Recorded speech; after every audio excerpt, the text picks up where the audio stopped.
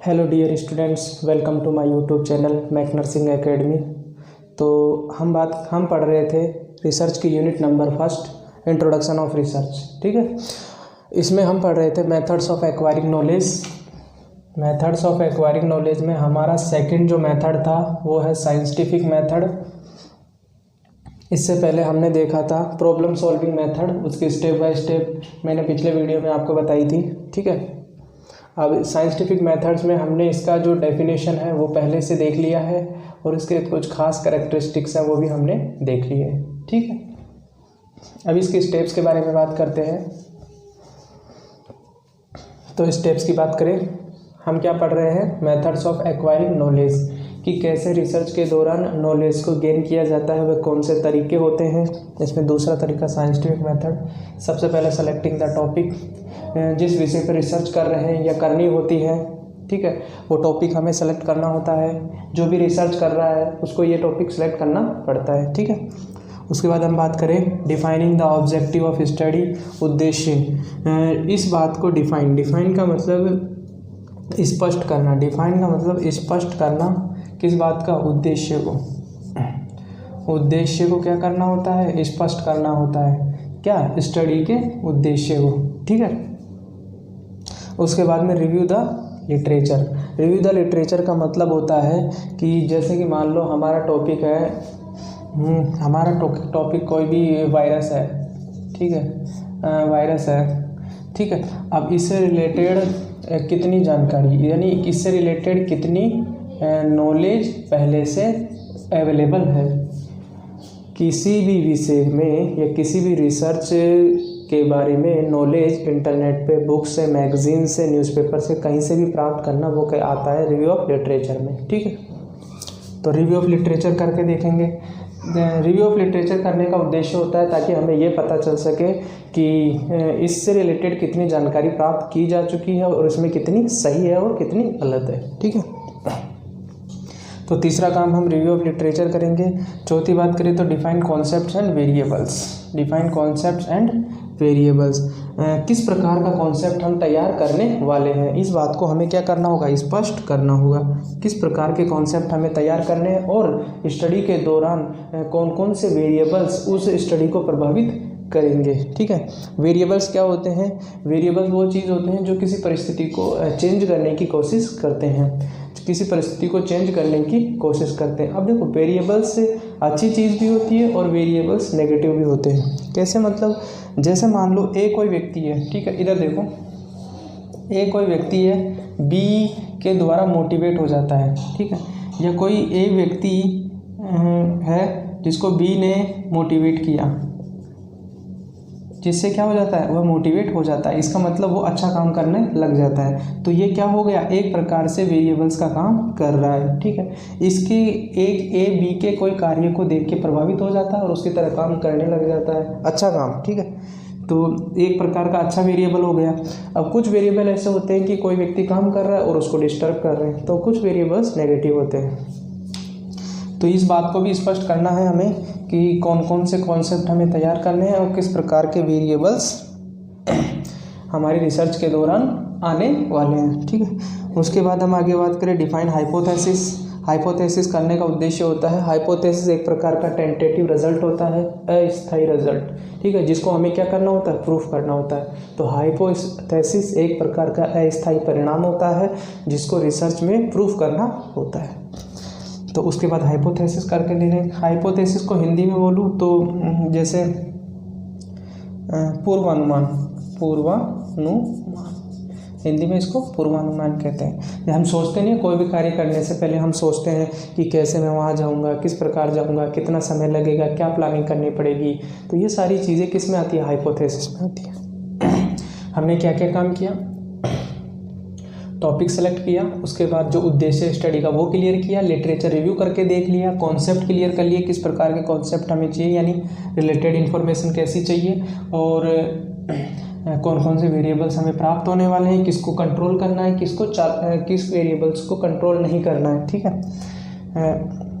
Hypothesis कर लिया। उसके बाद determine the ethical implications. Ethical implications वह चीज़ होती है जिसमें हम कोई भी कानूनी परमिशन लेते हैं। मान लो किसी सोसाइटी में जाकर या कम्युनिटी में जाकर हमें डेटा लेने हैं, लोगों से कुछ पूछना है, या फिर वहाँ कोई एक्शन करना है, या फिर कोई क्रिएटिविटी करनी है, ठीक है।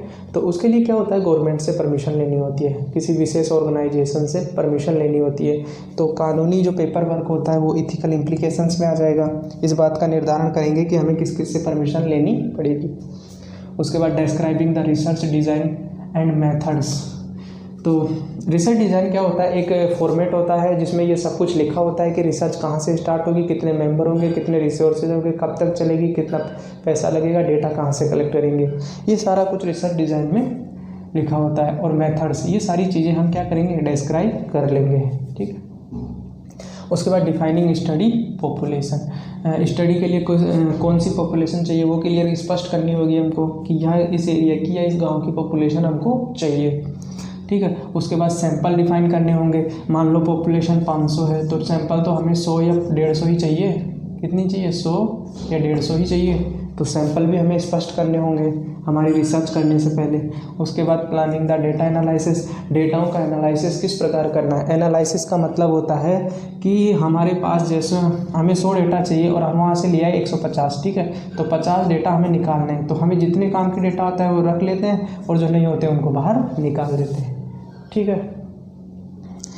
यस, 100 डेटा लिया है, 100 में से जो एनालिसिस के बाद जो काम के रहते हैं उनको रख लेते हैं, बाकी को निकाल देते हैं। तो एनालिसिस का कुछ ऐसे रहता है। उसके बाद collecting the data from subject, ये सारी हमने क्या कर रहे हैं, प्लानिंग कर रहे हैं। यहाँ पे क्या कर रहे हैं, प्लानिंग कर रहे हैं।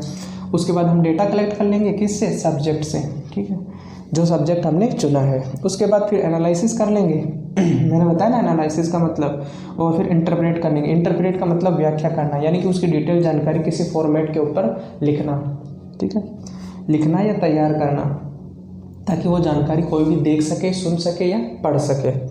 उसके बाद कम्युनिकेट द फाइंडिंग्स, अब जो भी हमें प्राप्त हुआ है उसको लोगों के से जोड़ना, क्योंकि मैंने आप लोगों को पहले ही बताया था कि रिसर्च का उद्देश्य होता है कि किस प्रकार चीज़ों को, नई चीज़ों को ह्यूमंस के उपयोग के यूजेबल बनाया जा सके या उपयोग में लाया जा सके, इसके लिए रिसर्च की जाती है, ठीक है। आई होप पूरी स्टेप आपको समझ में आ गई होगी।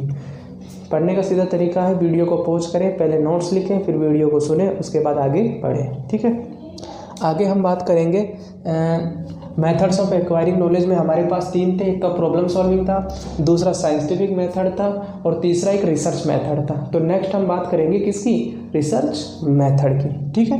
तो अब देखते हैं रिसर्च मेथड, ठीक है बच्चों।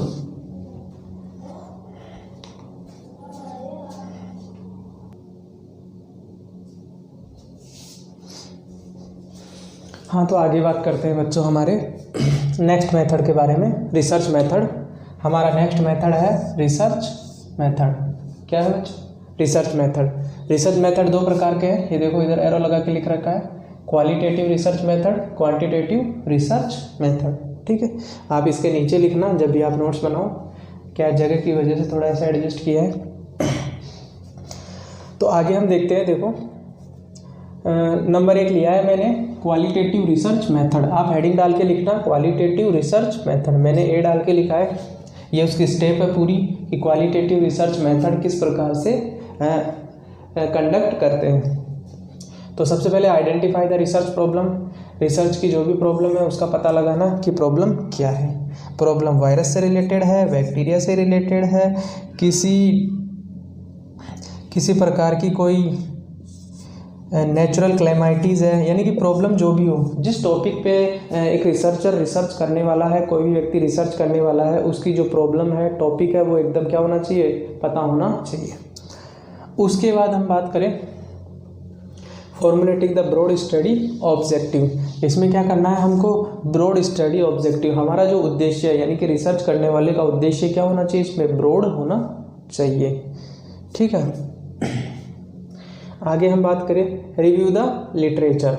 रिव्यू द लिटरेचर की वही सेम बात कि रिव्यू लिटरेचर वह चीज़ होती है जो कोई भी चीज़ के बारे में इंफॉर्मेशन पहले से अवेलेबल है, चाहे वो नेट पे हो, बुक्स में हो, मैगजीन में हो, कहीं पे भी हो, ठीक है। तो उसको हम जाकर यदि देखते हैं, चेकआउट करते हैं, तो हमें पता चलता है कि यार इस चीज़ के बारे में इतनी इन्फॉर्मेशन ऑलरेडी कंडक्ट की जा चुकी है, हमें इसके आगे कंडक्ट करनी है, या ये इन्फॉर्मेशन गलत है, इसको ऐसे कंडक्ट करना है। तो ये रिव्यू ऑफ लिटरेचर हो गया, ठीक है। उसके बाद क्या करें, एंट्री इन रिसर्च सेटिंग, जहाँ पे हमें रिसर्च करनी है उस एरिया में हमें एंट्री करनी है। देखो कोई भी रिसर्च करने से पहले या कोई भी काम करने से पहले उसकी काम को कैसे करना है वो सब हमें एक पेपर पे या एक प्रोजेक्ट पे लिखना होता है, ठीक है। उसके बाद उसके हिसाब से आगे बढ़ना होता है। तो entry in research setting next step ये हो जाएगा। फिर उसके बाद सेलेक्टिंग रिसर्च डिज़ाइन, इसके बाद क्या करना है, रिसर्च डिज़ाइन का सिलेक्शन करना है। अब रिसर्च डिज़ाइन देखो 3 प्रकार की होती है mostly, experimental research design, non experimental research design और क्वासी एक्सपेरिमेंटल रिसर्च डिज़ाइन, ठीक है। तो एक्सपेरिमेंटल रिसर्च डिज़ाइन तो वो होती है जिसमें पूरी जो सिचुएशन होगी अंडर कंट्रोल होगी, साइंटिफिक तरीके से होगी। और नॉन एक्सपेरिमेंटल में क्या है कि सिचुएशन कंट्रोल में नहीं होगी, बिल्कुल नेचुरल सेटिंग में जो लाइव चल रहा है उसी के हिसाब से इंफॉर्मेशन कलेक्ट की जाती है, ठीक है। और क्वासी के अंदर आधा कंट्रोल आधा नॉन कंट्रोल वाला सिचुएशन होता है, ठीक है। तो उसके लिए हमें रिसर्च डिज़ाइन सेलेक्ट करना होगा कि किस प्रकार का रिसर्च डिज़ाइन हमें चाहिए, उसी फॉर्मेट से रिसर्च कंडक्ट की जाएगी। उसके आगे देखो सेलेक्ट ए स्मॉल सैंपल, उसके बाद क्या लेना है, स्मॉल सैंपल का सिलेक्शन करना है, ठीक है। उसके बाद स्मॉल सैंपल क्वालिटेटिव मात्रात्मक, इसका मतलब होता है मात्रात्मक। क्वालिटेटिव के अंदर क्या करना है, स्मॉल सैंपल का सिलेक्शन करना है, ठीक है। ब्रॉड स्टडी ऑब्जेक्टिव लेना है और सैंपल क्या लेना है, स्मॉल लेना है। यानी कि एरिया क्या लेना है, बड़ा, लोग क्या होने चाहिए, ज़्यादा होने चाहिए, लेकिन सैंपल कितना लेना है, कम। समझ रहे हो, दोनों का डिफरेंस बताऊंगा मैं। आगे देखो establishing ethical consideration. Ethical consideration का मतलब मैंने आपको पहले बताया है, कानूनी कार्रवाई जो भी होती है, पेपर वर्क जो होता है, कानूनी जो भी परमिशन वगैरह लेनी होती है वो इसमें आ जाती है, ठीक है। उसके बाद आगे हम बात करें plan tools for data collection. Plan tools for data collection, डेटाओं का कलेक्शन किस प्रकार करना है उसकी प्लानिंग करनी होगी। डेटा कलेक्शन करने के लिए कौन सा मेथड हम प्रयोग करने वाले हैं, कितने लोग चाहिए, रिसोर्सेज चाहिए, वो सारा प्लान इसमें करना होगा। उसके बाद डेटा कलेक्ट कर लिए जाएंगे, ठीक है। उसके बाद डेटाओं का एनालिसिस किया जाएगा, है ना। एनालिसिस में मैंने बताया ना कि जो डेटा हमारे काम के होते हैं उनको हम रख लेते हैं, जो काम के नहीं होते उनको हटा देते हैं। ये कांट चार्ट वाला जो सिस्टम होता है वो एनालिसिस में आता है। उसके बाद इंटरप्रिटेशन ऑफ डेटा, डेटाओं की क्या करना, व्याख्या करना, यानी कि एक प्रकार से एक रिपोर्ट बनाना जिसको कोई भी देख सके और पढ़ सके, ठीक। क्या करना, व्याख्या करना। कोई स्पेलिंग मिस्टेक रहेगा तो आप नोटिस कर लेना, आई थिंक मेरे हिसाब से ठीक है। उसके बाद कम्युनिकेशन द रिसर्च फाइंडिंग। अब जो भी हमें प्राप्त हुआ है, हमारी रिसर्च से जो भी हमें प्राप्त हुआ है उसको क्या करना, लोगों के बीच जोड़ देना, उसको यानी लोगों में बांट देना ताकि लोग उसका यूज़ कर सके, ठीक है। ये तो है हमारा क्वालिटेटिव रिसर्च मेथड, ठीक है। आगे हम बात करते हैं क्वांटिटेटिव रिसर्च मेथड की। तो ये स्टेप आप नोटबुक में उतार लें और ध्यान से समझ लें, ठीक है। ब्रॉड स्टडी ऑब्जेक्ट क्या लिया हमने 500 और सैंपल क्या लिए कम, क्योंकि हमें क्या चाहिए, क्वालिटी, ज़्यादा में से कम क्वालिटी। अगर क्वांटिटेटिव की बात करें तो स्टडी सब्जेक्ट हमारा क्या रहेगा, स्मॉल 200 का, ठीक है। और सैंपल क्या रहेंगे 200 में से 150 हमारे, चलो ठीक है कोई दिक्कत नहीं है, या 200 में से 200 भी रहेंगे, ठीक है। तो सैंपल साइज लार्ज रहेगी, broad study small study subject उसमें रहेगा, किसमें, क्वांटिटेटिव के अंदर, ठीक है। तो नेक्स्ट हम देखते हैं क्वांटिटेटिव रिसर्च मेथड, ठीक है।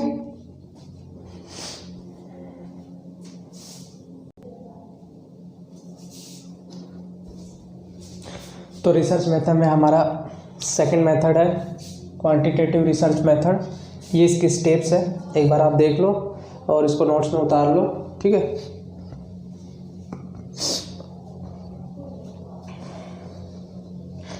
तो हम बात करते हैं क्वांटिटेटिव रिसर्च मेथड में। सबसे पहला काम हम करेंगे फॉर्मुलेट द रिसर्च प्रॉब्लम।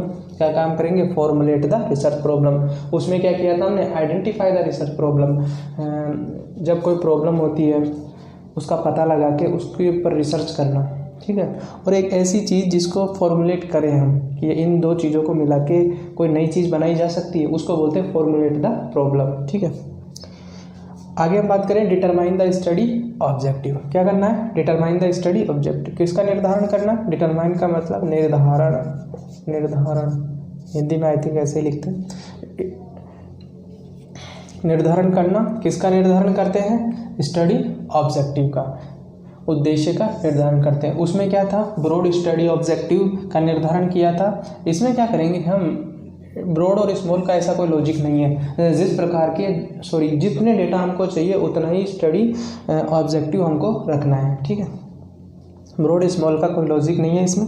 उसके बाद रिव्यू द लिटरेचर, ये मैंने आपको समझा ही दिया रिव्यू ऑफ लिटरेचर क्या होता है। उसके बाद डेवलपिंग कंसेप्चुअल फ्रेमवर्क। कंसेप्चुअल का मतलब होता है वैचारिक, क्या होता है, वैचारिक फ्रेमवर्क होता है ढांचा। तो इसमें क्या करते हैं, कोई भी काम हम करने वाले हैं, ठीक है, जैसे कि मान लो कि इस प्लास्टिक के सामान को जोड़ के मुझे कोई चीज़ बनानी है, ठीक है, या किसी भी चीज़ टूल्स से मुझे कोई उपकरण बनाना है, ठीक है। तो सबसे पहले मैं विचार करूंगा कि इस चीज़ को मैं ऐसे जोड़ूंगा तो ये ऐसे बन जाएगी। इसको बोलते हैं वैचारिक फ्रेमवर्क, यानी कि अपने आइडिया लगा के एक स्ट्रक्चर तैयार करना। तो वो तैयार कर लेंगे। उसके बाद फॉर्मुलेटिंग हाइपोथेसिस करना है, ठीक है। हाइपोथेसिस में क्या करना है, पूर्वानुमान करना है, ठीक है। ये दोनों लगभग सेम चीज़ है, ठीक है। उसके बाद में सेलेक्टिंग रिसर्च डिज़ाइन क्या करनी है, हमें सेलेक्ट करनी है। थोड़ा सा डिफरेंस मैं बता देता हूँ आपको।